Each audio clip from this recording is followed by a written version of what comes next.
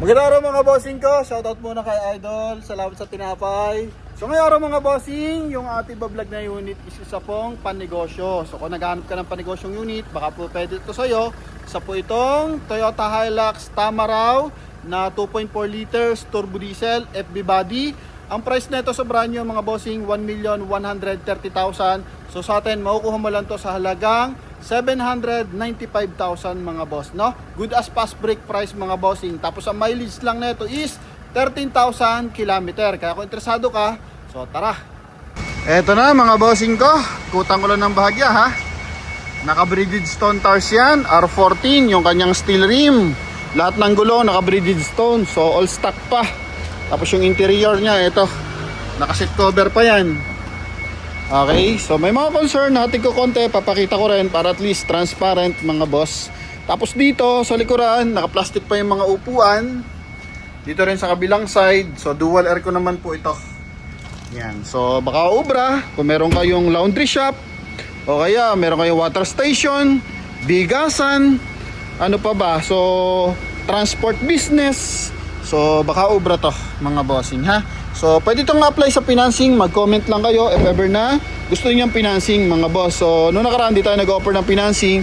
Pero marami nagsasuggest sa akin, sir, kahit papano, bigyan mo kami ng financing. Pero bago ko kayo bigyan ng financing mga boss, i-interviewin ko muna kayo kung in capacity kayong magbayad mga boss. Hindi porket may pan-down, kumbaga, bibigyan natin ng ano dito mga bossing pagkakataon. So sisiyatin ko muna if ever na papasa kayo sa pagbabayad nito mga boss. Kasi isa itong dream car. So para hindi sumakit po yung ulo nyo mga boss. Ano? Yun lang naman. Para at least kung hindi kaya ng budget nyo yung ganito, di bibigyan ko kayo ng ibang suggestion na papasok sa kakayanan ng inyong budget mga boss. No? So dito muna tayo for the meantime sa ating Toyota Hilux na Tamaraw FB body. Pagdating sa headlight niyan, so tingnan mo naman, napaka-classic ng dating yan, di ba? Okay, so kagandahan dito, makina na ito is makina ng Fortuner, makina na ng Toyota Hilux. Yan yung kanyang front bumper. So pagdating sa pintura, sa kanyang hood, so wala man tayo masyadong concern. All goods naman, may mga dumi-dumi lang ng konti. Tapos yung windshield natin, original po yan, naka-conduction sticker pa yan. Walang basag ang headlight, tsaka turn signal, di ba? Yan. Tapos coding nito is Monday. Maganda dito, malaki na yung pintuan nyo, malapad.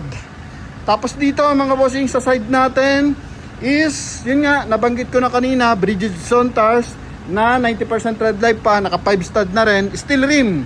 So pag steel rim, syempre pang heavy duty yan, pang mabigatan talaga yan kasi bakal yan, mas matigas yan compare sa aluminum.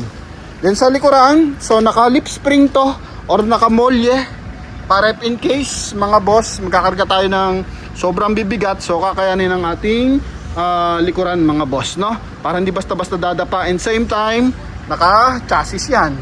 Okay? So dito naman sa ating mga sliding window, all goods naman, wala naman siyang mga basag. Ang tanging concern ko lang sa pinaka-body niya dito sa side na to ha. So ito lang naman mga boss. Yan, mga minor scratches lang naman. Yan, may mga konting gas-gas. Hindi naman maiwasan sa second hand mga bossing. Tapos dito sa kanyang interior, so sa dashboard, buo yung dashboard natin. Lamig ng aircon, no? Ceiling natin, so ayos naman, presentable. Upuan natin, naka-seat cover pa. And 100% na hindi binaha po ang ating unit mga bossing ko ha. Yan oh. 100% yan na hindi binaha. So manual transmission, 5-speed na manual transmission to. Stock ang mga busina. Tapos ito yung kanyang mileage 13,263. Yan. So naka-manual lang yung kanyang window. Tapos yung tint natin naka 3M naman mga boss.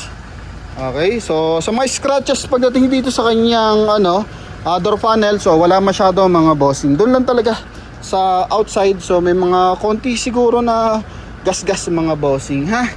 Yan. Yan yung dashboard. Okay, para at least mapakita natin na maayos. Okay. So dito, open siya mga bossing para yung lamig dito dumiretso rin doon, pero doon mga boss may sarili rin siyang aircon ventilation. Okay? So pakita natin. Ito yung likuran. So dito sa likuran, may mga konting gas-gas din. Ito damage, pina-orderan na natin to. Yan mga boss. So ito naman is talagang takaw damage to. Kaya pag bibili kayo na ito mga bossing, palagyan nyo ng grill. Yan, no? Kasi konting ano lang yan, talagang madadamage ka agad yan kasi naka-expose. Okay, tapos sa mga gas-gas ng konti, ito mga bossing, so normal na yan mga boss kasi second hand naman to. Ito yung kanyang upuan, naka-plastic pa. Yan o, yun yung kanyang dual aircon. Lahat naka-plastic pa mga bossing. Sa flooring natin, may mga konting gas-gas mga boss.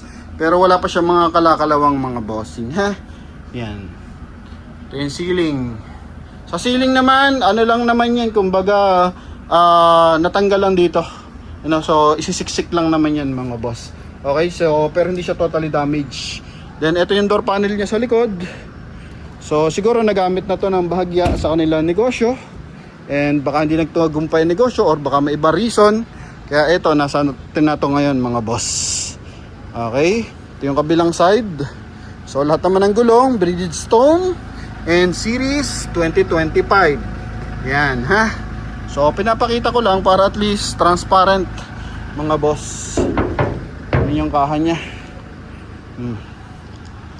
Yung kabilang side, pakita natin ng 1.5.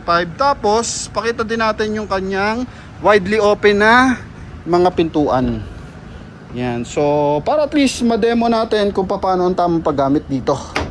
Okay, yan. So dalawang lock niyan, baba tsaka sa taas. Tapos sa upuan, ang upuan natin, yan. So pwede mo din siyang iangat. Okay, so if in case na gagamitin yung panegosyo, magta-transport kayo ng sa mga motor, sa mga big bike, I think dalawa ata ang kasya dito mga bossing. Okay, tapos kung gagamitin nyo naman to sa mga Lalamove, Transportify, so pwede pa to mga boss sa mga Lazada, Shopee.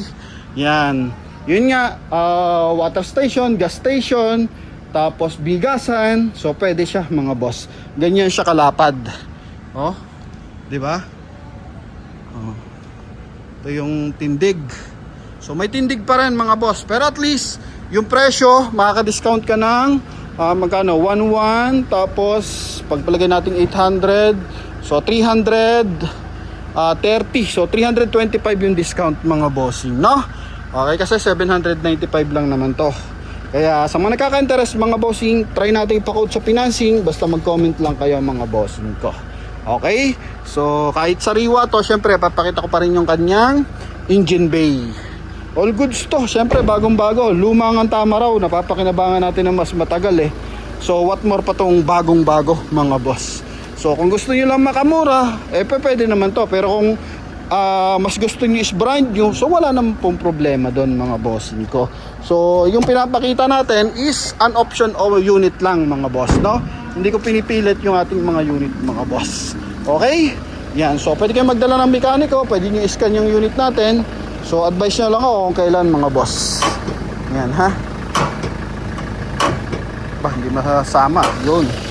Mabigat din yung hood niya mga bossing ko ha. Quality. Ito yung kanyang engine bay. Walang tagas. Lahat may markings. Yan. Motolite ang gamit na baterya. Motolite gold pa. Oh, tingnan mo naman. Oh. Some reason kasi ito mga bossing galing to ng Toyota financing. So possible sa monthly nagkaroon ng problema din mga boss.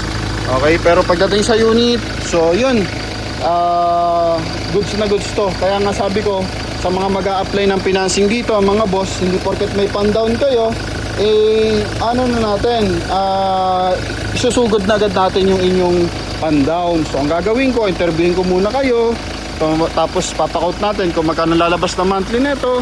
So interviewin ko kayo ng bahagya mga bossing. Yun naman, hindi pang di-discourage mga boss. So tayo lang, gusto lang natin makatulong kasi pag sa financing mga boss, sa mga hindi pa nakaka-experience ng financing mga bossing, pag napabayaan mo yan, sakit po ng ulo yan. So dito, dream car kasi to mga bossing, kaya gusto ko kahit hulugan yan, magaan ba? Okay? Kasi maraming sumusubok dyan, lalo na sa mga zero down, low down payment, mga boss. Yan. Yung iba naman talaga is nagtitipid para sa pan-down. Pero yung iba kasi napipilitan.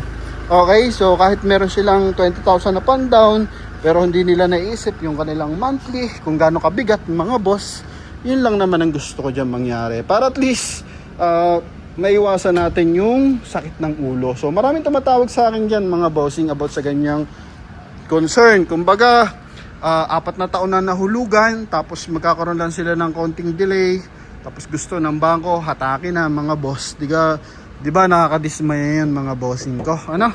So yun, nagbibigay pa rin tayo ng guidance para sa mga ganyang buyer kung anong dapat nilang gawin and gawin nilang action mga boss. Yun lang naman mga bossing ko. Kaya much better to cash kasi malaki talaga madi-discount mo. Kasi kung 1.1 to sa brand new mga bossing, so possible baka abutin ka ng mga 1.4 after mong bayaran mga bossing. Kung ito naman 795, baka abutin ka rin ng 1 million kapag hulugan. Okay, so mas mababa pa rin as a computation mga bossing, pero mas maganda ipaliwanag ko sa inyo ng maayos mga boss. Okay, so dati talaga hindi na tayo nag-accept ng financing kasi nga gusto natin is pag-ipunan, pero syempre may mga buyer tayo na pinapaliwanag din sa atin, so nakikinig tayo side by side kung ano yung dapat natin gawin mga boss. Kaya tayo nag-accept na tayo ng financing, pero in a right way mga boss. Hindi porket sir may pan-down na kaganto, low down mo na yan, kunin ko na yan, di ba? So meron kasing ganon, malakas ang loob pero mahina yung tuhod mga boss. Okay, so yun lang naman, di naman natin sila dinidiscourage, pinapaliwanag lang natin na maayos mga boss. Kasi yung iba nagbebenta, basta may pan-down ka, kakabigang ka na mga bossing. So hindi po tayo ganon. So iniisip natin, nilalagay natin yung sarili natin as buyer. So kung ako yung magbabayad, kaya ko bang bayaran? Okay, so ganun yung pinapaliwanag ko. So kung kayo may mga gastusin pang iba, may pinapaaral, sigurado ba tayo na kaya natin yung monthly amortization?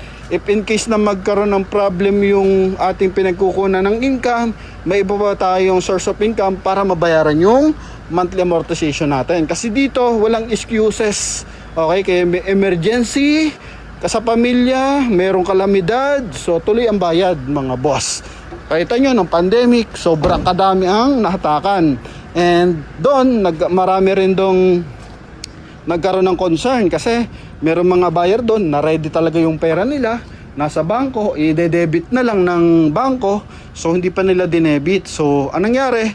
Nagkaroon ng additional interest. Okay, so yun ang mga pinapaliwanag natin dyan mga bossing ko. So kung di nyo nauunawaan yung ganung bagay, pasensya na po kayo mga boss. Gusto ko lang ipaanawa sa inyo yung mga kasi galing ako ng brand new mga bossing, so familiar ako dyan sa pagdating sa financing. Sobrang bilis lang magpa-release ng sasakyan.